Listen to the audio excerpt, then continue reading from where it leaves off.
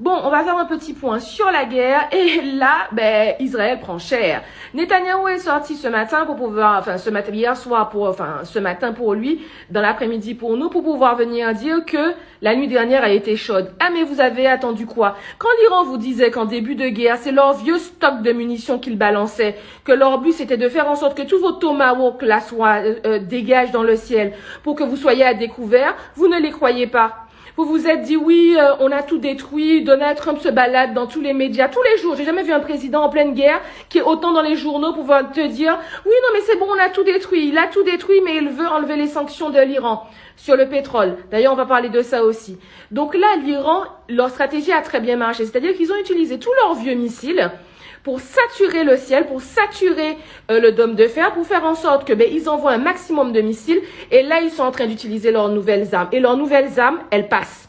Hier, ça a été l'enfer. Première fois où ils sont sortis, où ils sont venus dire on a des blessés, on a des morts. Pourquoi? Parce que là, c'était trop. Là, en fait, ça a été tellement violent qu'ils étaient incapables de le cacher. Donc, du coup, ils sont sortis, évidemment, en jouant on ne comprend pas, ils sont méchants, et batiti et patata. Moi, j'ai envie de dire chais. Et au-delà de ça, l'Iran a un respect de lui-même. Il a un respect de lui-même parce que là, les États-Unis ont décidé pendant une quinzaine de jours d'enlever les sanctions sur le pétrole iranien. Parce que les cours du pétrole sont beaucoup trop hauts et que Donald Trump sait que malgré tous les blablas qu'il dit, il n'est pas en capacité d'aller envoyer ses navires dans le détroit d'Ormuz. Il ne peut pas y aller. C'est pour ça qu'il appelle à l'aide partout, que personne lui répond, que la France dit oui, oui, on va y aller. Bon, quand il y aura plus de missiles, mais on va y aller. C'est la position des lâches. C'est, tu sais, les gens qui te retiennent. Non, mais retiens-moi quand tu les lâches. Mais pourquoi tu m'as lâché? Non, mais t'as de la chance qu'il m'a lâché, parce que sinon, viens. C'est exactement ça, Macron. C'est-à-dire qu'il fait des déclarations tous les jours pour dire, oui, non, mais nous, on va y aller, on forme la coalition, machin, vous y allez quand? Ah, après les bombes. Ah oui, non, on va pas y aller pendant les bombes. Non, nous, on est là en défense. Mais s'il y a plus de bombes, tu défends quoi? Non, faut nous dire, parce qu'en fait, tu ne peux pas défendre quand la guerre est terminée. Mais bon, allez comprendre. Mais là, ils ont décidé de ne pas vendre leur pétrole. Pourquoi? Pour que les coûts restent hauts, pour qu'ils continuent à payer. Et dites-vous bien que l'Iran s'assoit sur des milliards. C'est-à-dire qu'avoir le respect de ses opinions, au point de te dire que tu t'assois sur des milliards, que pendant plus de 40 ans tu as été sous sanction, et qu'ils décident de s'asseoir sur des milliards, le respect, la dignité de ce peuple, vous pouvez dire ce que vous voulez, mais respect à eux, c'est un truc que les Américains n'auraient jamais fait. C'est d'ailleurs pour ça qu'ils ont enlevé les sanctions sur la Russie, enlevé les sanctions sur l'Iran, parce que ces gens-là n'ont pas de parole. Et par ailleurs, ils n'arrêtent pas de tuer. Oui, on a eu un tel du régime, un tel du régime. Ces gens-là sont 90 milliards. Des gens du régime, il y en a pendant ils ont déjà prévu les 20 prochaines générations. Et chaque fois que vous en tuez un, vous en mettez un qui est encore plus radical à sa place. Pourquoi? Parce que la personne qui était avant a vu que celui qui a essayé de faire les négociations vient de se faire bombarder. Vous croyez que lui, il va essayer de discuter? Plus vous allez en tuer, plus celui qui va arriver ensuite va être radical. Et lui, là, et plus ça va, moins ils vont rigoler. Tellement que la CIA est venue et a dit, on n'est pas sûr que le guide suprême soit vivant parce qu'on ne sait pas où il est. C'est-à-dire que là, il sait tellement que c'est rempli de personnes malhonnêtes, d'agents du Mossad, etc. Le gars s'est planqué et personne ne sait où il est planqué. Pourquoi est-ce qu'il ne montre pas son visage? Parce que vous voyez ce que vous voyez dans Fast and Furious. Le détecteur de visage qui permet de voir, ça existe réellement. Ils l'ont pas inventé.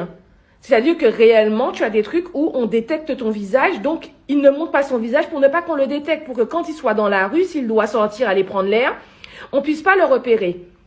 Donc, autant, surtout s'il est blessé, il y a des trucs qui vont être, s'il est blessé au visage, etc., qu'il a une cicatrice ou machin, le logiciel va d'autant plus le reconnaître parce que, c'est avec ces petites imperfections-là que c'est d'autant plus facile. Donc, tout ça pour dire quoi? Que là, actuellement, l'Iran est sur une très bonne lancée. Ils sont en train de montrer ce que ça s'appelle le respect.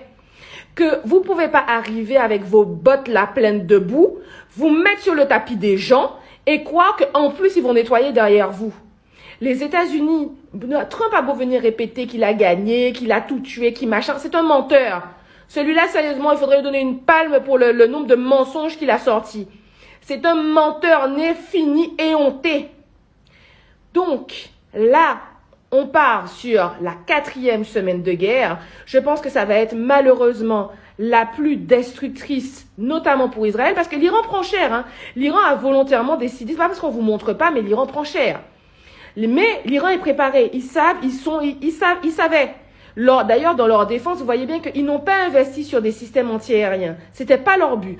Eux, leur but, c'était d'avoir des missiles extrêmement efficaces. Et quand vous voyez que le dernier, là, il a fait plus de 4000 km, les gens qui sont en Europe, qui se disent non, ça ne peut pas tomber, hey, frère, regardez par la fenêtre.